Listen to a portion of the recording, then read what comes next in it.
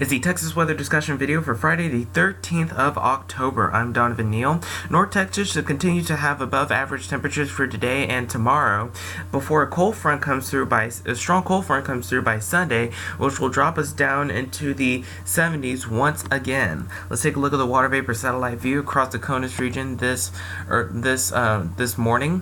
We do have an upper ridge that's trying to develop or is in the process of developing, but it should be beaten down by the cold front that's going to come through by Sunday and Monday, which should drop temperatures down.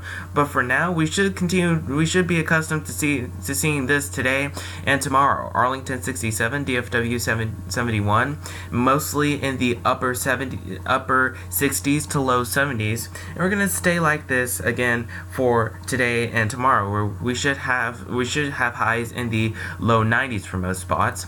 Across the nation, things look pretty quiet other than a few frost issues up in the north.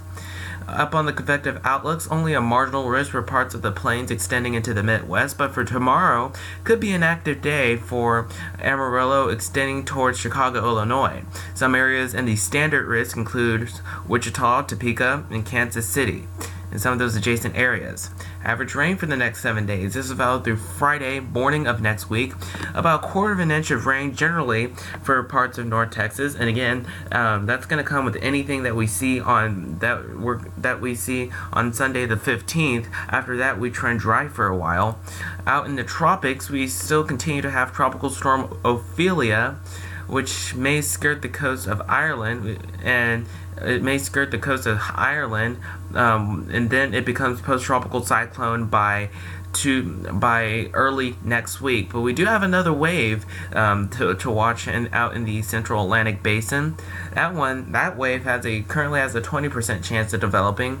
It should ultimately gain latitude and curve out to the north, but I don't think this should be a threat to the U.S. right now. That could very well change, but let's go to the deterministic runs here. This is the GFS, the 06Z run, valid today at 1 o'clock.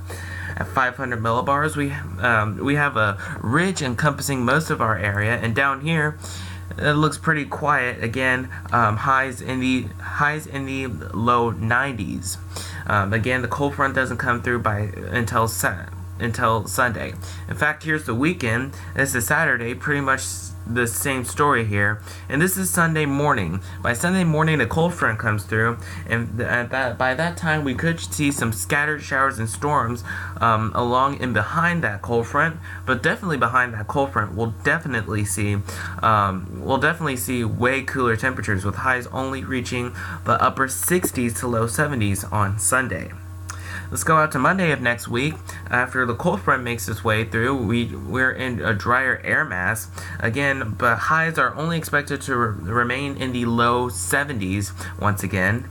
Same thing on Tuesday, and same thing Wednesday. Same thing on Wednesday. Sunny day, again, highs in the low 80s for most of the day. This is Thursday.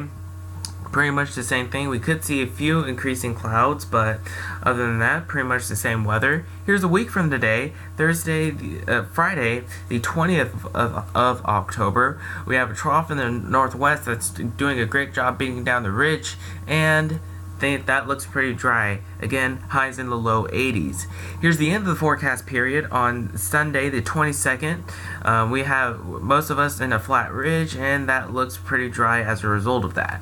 But numbers for the next 10 days, you can clearly see after Saturday, I think we're done with 90-degree weather for a while, which will definitely be a good thing. And by Tuesday morning, we could see lows up in the upper 40s, which will be a very refreshing thing for this time of the year. That's it for the Texas weather discussion video for today. I'll have more notes in the blog. My next video here will be at around 7 a.m. on Monday morning. If you can, catch your local TV stations on the air at 4, 5, 6, and 10 o'clock. Thanks for watching. Make it a great day. Have a great weekend, and Godspeed.